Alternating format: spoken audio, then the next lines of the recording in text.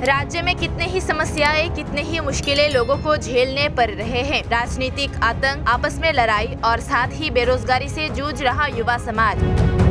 एक तरफ गंजे की तस्करी तो दूसरी ओर अवैध रूप से राज्य में घुसे अवैध बांग्लादेशी। राज्य में कई जरूरी विषयों में अभी भी सुधार और बदलाव की आवश्यकता है।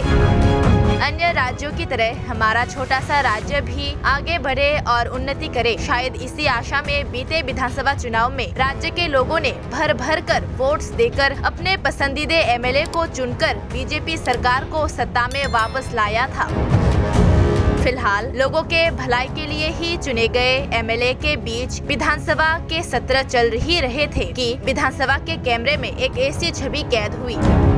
एमएलए तो बन गए आपके चुने गए लोग, लेकिन लोगों की समस्याओं का समाधान तो छोड़ो, उनकी ऐशो आराम की जिंदगी में कोई कमी ना छूट जाए, शायद इस पर वे पहला ध्यान देते हैं।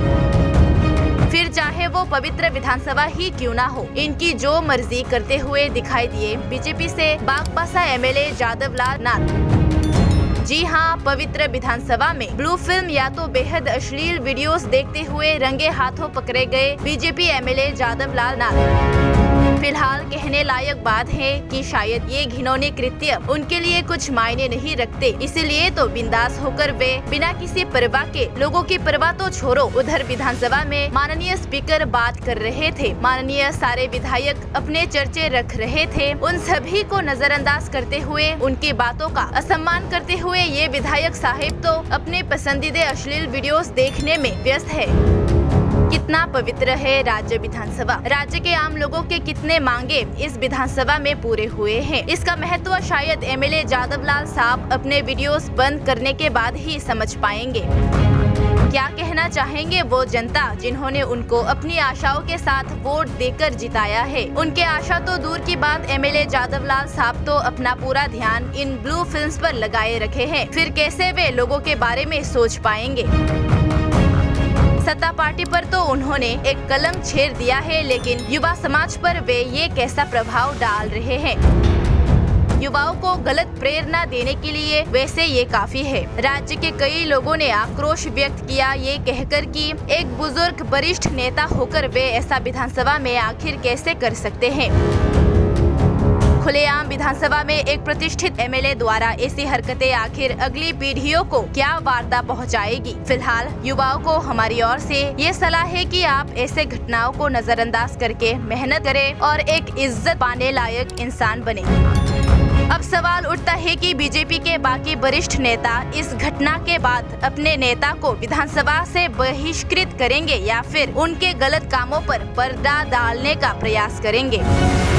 The MLA Jadav Lal Nath is also joining us right now on the broadcast. Jadav जी नमस्ते, आप हमें सुन पा रहे हैं सर? नमस्ते। तो जादव जी, लोग आज ये जानना चाहते हैं आप असेंबली में बैठकर पॉन क्यों देख रहे हैं? क्या इसीलिए आपको चुनकर असेंबली में भेजा गया सर? नहीं, इसी टाइम एक फोन आया, मैं तो साइलेंट मोड में फोन रखा, तो इसी टाइम एक फोन आया तो मैंने वो फोन को देखने के लिए ओपन किया और ओपन करने के साथ साथ वो दूसरा छवि आ रहा है, तो अभी मैं वो बंद करने की कोशिश कर रहे हैं, तो बंद करने से कोशिश कर रहे, इसी टाइम थोड़ा सा टाइम लगता है, तो इसे टाइम कैसे हुआ, क्या हुआ, मुझे पता नहीं। तो जादव नाथ जी, आपको थोड़ी सी भी मतलब शर्मिंदगी नहीं है, आपको कोई रिमोर्स नहीं है, आप सॉरी नहीं बोलेंगे? जिन लोगों ने आपको चुनकर असेंबली में भेजा है, आज वो ये तस्वीरें देखकर शॉक्ड है। वो ये देख रहे हैं कि पहले भी कर्नाटक में हमने इस तरह के एमएलए को देखा है, कुछ एक्शन नहीं होता। आज आप बैठे और काफी देर तक, आप अगर उन तस्वीरों को देखे सर, आप काफी देर तक नीचे ही देख रहे हैं। डिस्कशन हो रहा था स्टेट बजट को लेकर। हाँ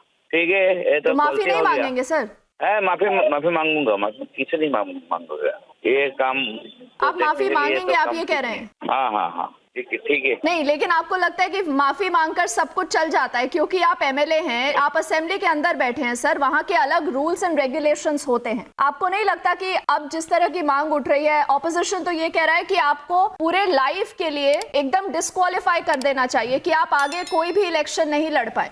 जादव जी, Okay, I think he's obviously disconnected the phone line, but you did hear how he's brazening that out. He continues to say he received a call, he wanted to reject that call, and he said in the process he has absolutely no idea how this particular video pops up. And if you look very closely at this image that's playing out on the right of your screens, you will see that for some minutes this man, this MLA, is continuously looking at the phone. I do not see any attempt by him to even shut down that particular window or even to realize that he is watching porn right inside the assembly. Now, clearly that is a defense I'm not sure that a lot of people would agree with. After giving excuses and alibis, he also does say maafi maang lete hain. But again, like I said, it's very important for an MLA when he's sitting inside the assembly to follow certain rules, regulations, and his conduct again is extremely important.